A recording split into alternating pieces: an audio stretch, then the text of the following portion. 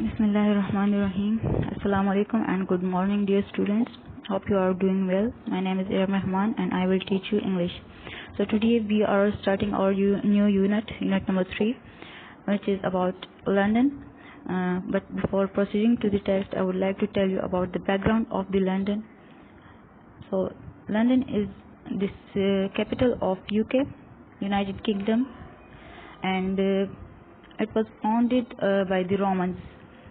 So this text is basically an extract from a diary, and he wrote about the Great Fire of London that raged in the old city of London and destructed almost 4/5 of the city.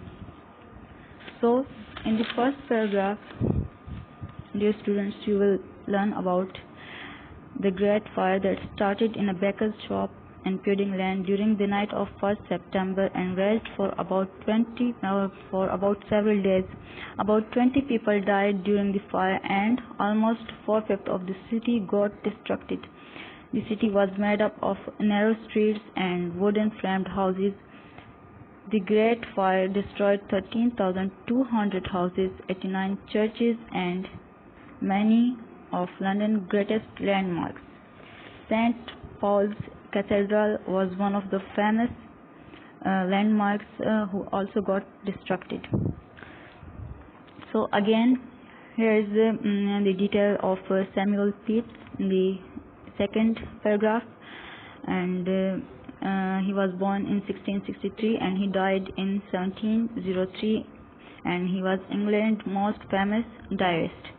A diarist is someone who writes a diary, just as a biographer is someone who writes a biography. In the third paragraph, there are details about his occupation. He held an important post as a secretary to the Admiralty, and he kept a diary from 1660 until he lost his eyesight that began to fail in 1669. So the following text is an extract from his diary, and it was written during the Great Fire of London. And the waterside is the edge of London's greatest river, River Thames. So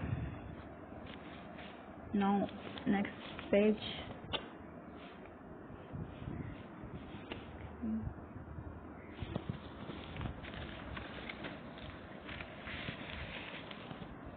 So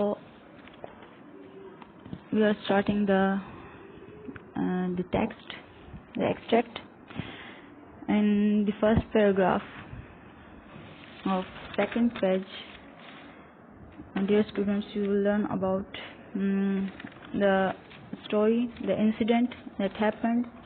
Now the writer is telling about how when he went to the waterside and he saw a lamentable fire there. He got a boat and saw a lamentable fire there, and he told us about the poor Mitchell's house that was already burned, and the fire was running further. It was proceeding to the city.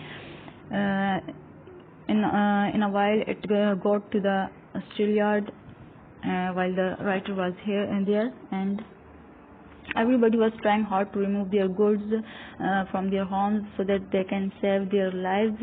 And the poor people who are unaware of the fire, they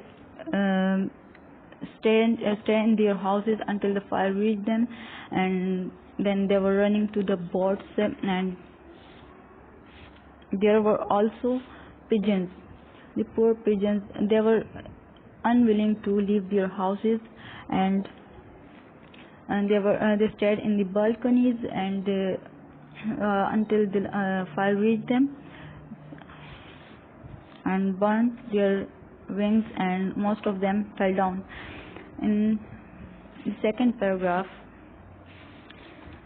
you will learn about how all these incidents made the writer cry. So he's telling about a horrible flame that he saw, and it wasn't the flame of an ordinary fire. He saw it as an entire frame of an ark.